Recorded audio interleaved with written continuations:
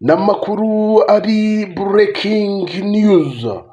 Ngira ngo kuri iyo screen uriho urareba umuramyi mukunda muri benshi yitwa Ishimwe Vestine. Vestine aririmbana na murumuna we Kamikazi Dorcas. Kuri ubu ngubu Vestine n'agahinda gakomeye abakunzi biwe bakiriye, aho rwose kuri ubu ngubu Ishimwe Vestine atakiri kumwe n'umugabo we. Hashize iminsi 136 bakoze ubukwe, kubera ko bakoze ubukwe ku itariki ya 5 z'ukwezi kwa 7 2025. Nejo bundi ubukwe bwabo murabwibuka nk'ubwabaye ejo bundi, murabyibuka.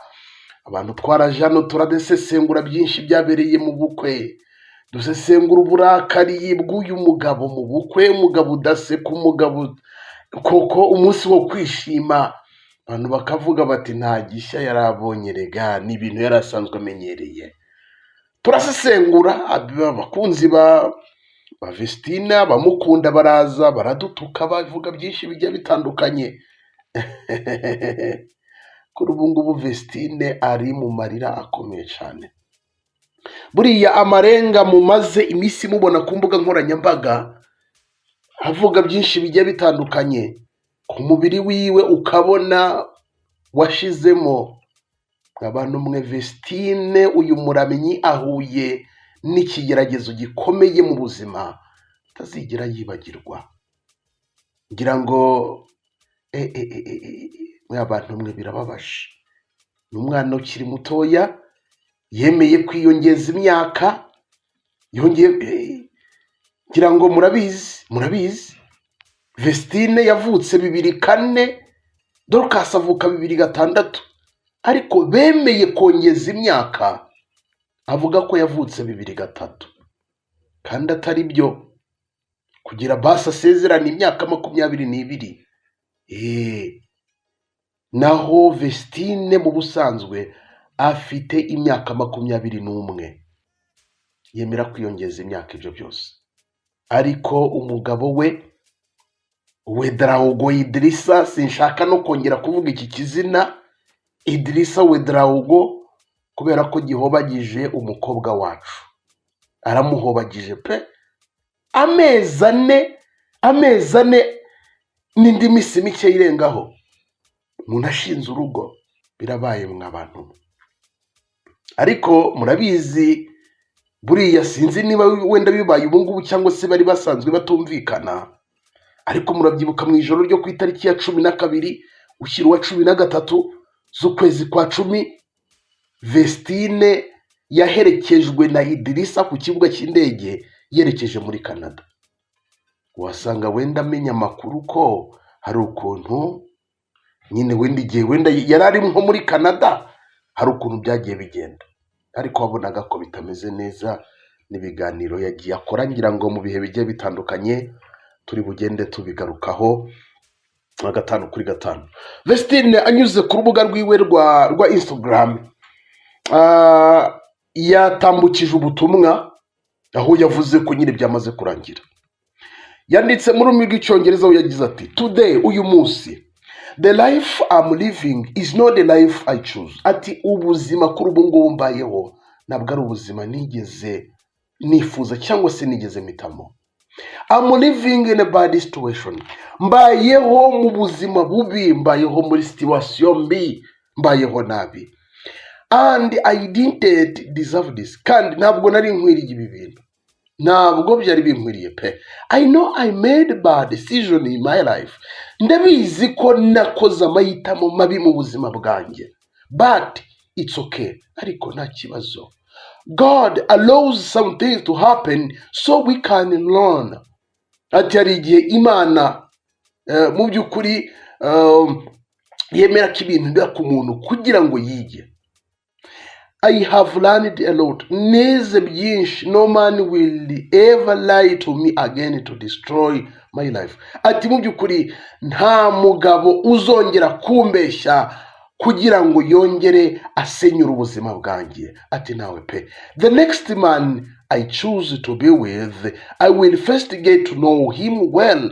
Ati umugabo nzongera guhitamo mu bihe bizaza, ati I will get to, nzabanza kumumenya, mumenye wese, know his family, menye umuryango wiwe, and know everything about him, menye na buri kimwe cyose kuri we. No one will ever use me. Ati rwose nta mugabo uzongera kunkoresha muri ubu buzima. Ariko ibi bintu byo kumenyana ari ibi ngibi ndabivuga nta bishya mbabwiye, kuko twagiye tubigaruka mu bihe bigiye bitandukanye, ng'abakunzi ba Vestine bakadutera amabuye. Twagiye tuvuga tuti mu by'ukuri hari igihe yariho akora ikiganiro na Dorcas kwa Irene, arangije agaragaza uburyo Vestine ngo akunda ikintu bita amafaranga, ni ukuvuga ngo ubukwe bwabaye bari bakundanye igihe gitoya, aramuporopoza n'ibiki, nuko nyine babana nyine muri ubwo buryo, ariko babana Vestine atazi umuntu abanye nawe ngo ni muntu ki. Nuko nguko byagenze. Ndetse no mu bukwe ibintu nabyibajijeho, nagiye mbigarukaho, abiswa ababyeyi ba Wedraugo, ukabona ni inigazi, ukabona ni nk'abantu biganye baziranye, wabaye mere ukabona barangana, wabaye buri kimwe cyose mwana. Umugabo yari yarapanze buri kimwe cyose. Ndakubwira ngo mu bihe bigiye bitandukanye twagiye tubigarukaho mukadutera amabuye. Ni ukuri twabigarutseho pe, nta maniga yizaniye mu bukwe, nta bintu by'amafamiye, kubera ko ngira ngo murabizi ko byanavuzwe ko ari umugabo wahoze mu gisirikare, ufite na tije mu kuguru. Murabyibuka rwose, murabyibuka ngo bishobora kuba anafite umugore muri Burkina Faso cyangwa se ahandi hantu, kandi akaba donko atari umusore, akaba yari umugabo Vestine yashyingiranywe nawe. Anariyo mpamvu Vestine yavuze ati nzabanza menye umuntu, menye umuryango we, mbese menye buri kimwe cyose kuri we. Ni ukuvuga ngo Vestine biravugwa ko yageze mu rugo amenya ukuri kuri we, arangije aratungurwa. Yamenye amakuru ya buri kimwe, arangije aratungurwa, aravuga kuko Mana ni ukubera iki wemeye ko ibintu bimbaho. Ngira ngo murabizi ko yari yariyise ngo Vestine Wedraugo. Ageze mu rugo hashize agahe gatoya, rya zina yarikuyeho ahita yitwa Ishimwe Vestine. Kuri Instagram yari yarahinduye ibintu bya Ishimwe Vestine, yari yariyise Vestine Wedraugo, ahita ahindura amazina. Ibintu byose twagiye tubigarukaho, ngira ngo murabyibuka ikiganiro yakoze. Abantu benshi mwaduteye amabuye ikiganiro yakoze mbere yuko bajya muri Canada, agira inama ngo Dorcas ngo ibintu by'urugo ngo akazunguza umutwe.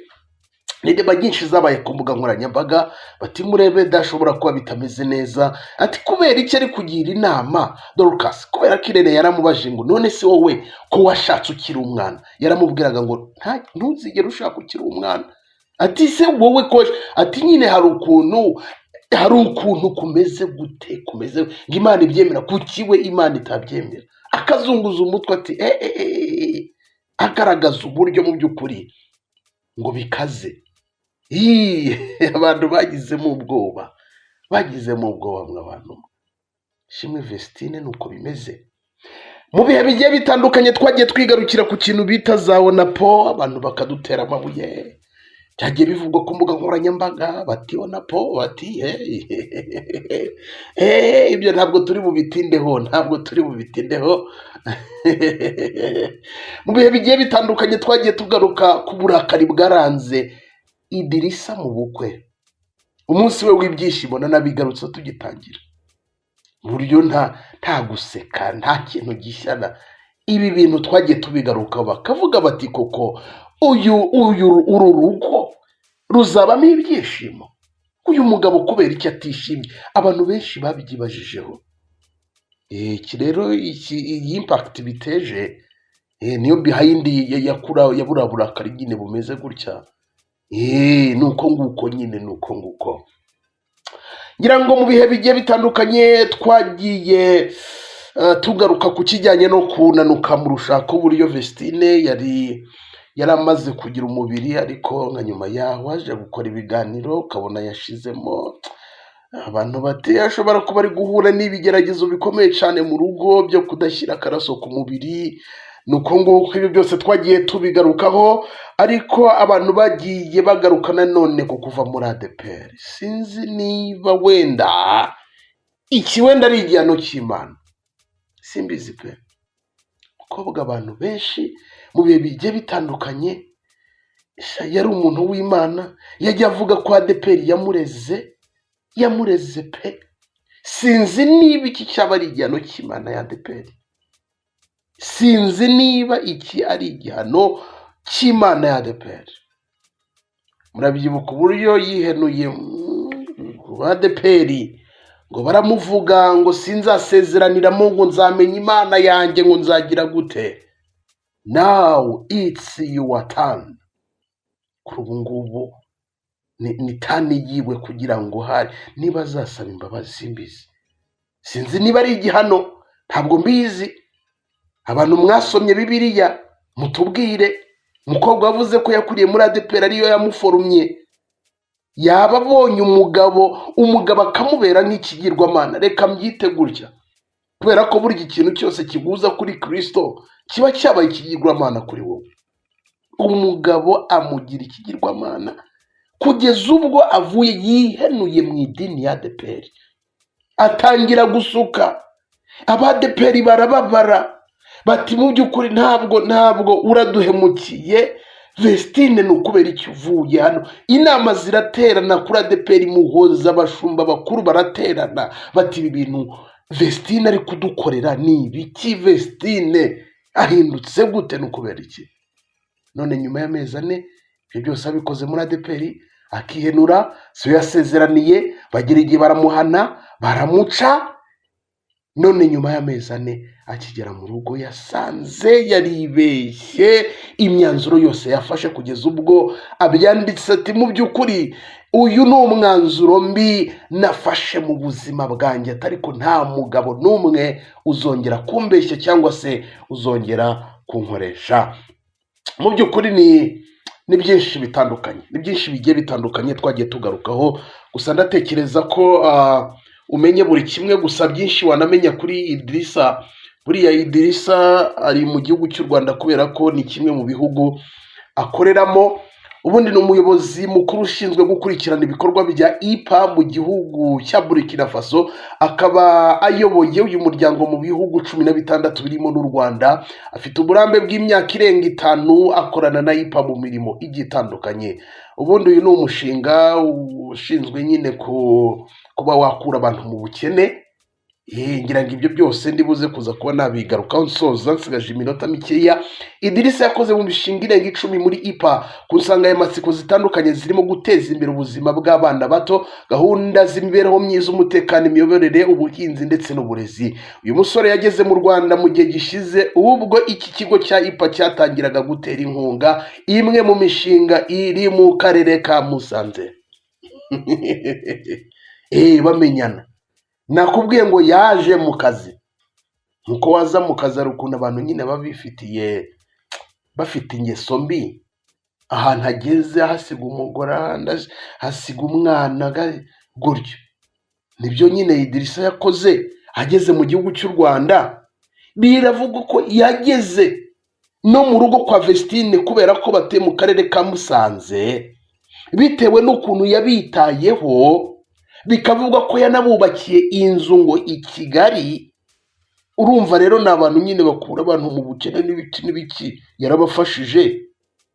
Ngo ababyeyi baravuga bati nta kuntu nyine ubwo barimenyaniye ku giti cyabo.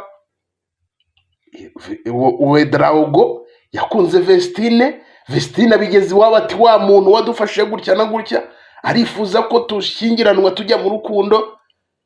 ababyeyi nabo babikubita umugisha bati rwose tubihereje umugisha, n'abantu bagiraga ngo ni Irene wabigizemo uruhare. Urukundo rwa Vestine na Ouedraogo, Irene nta ruhare na rukeya abifitemo, kuko Irene ntekereza ko atari kubyemera.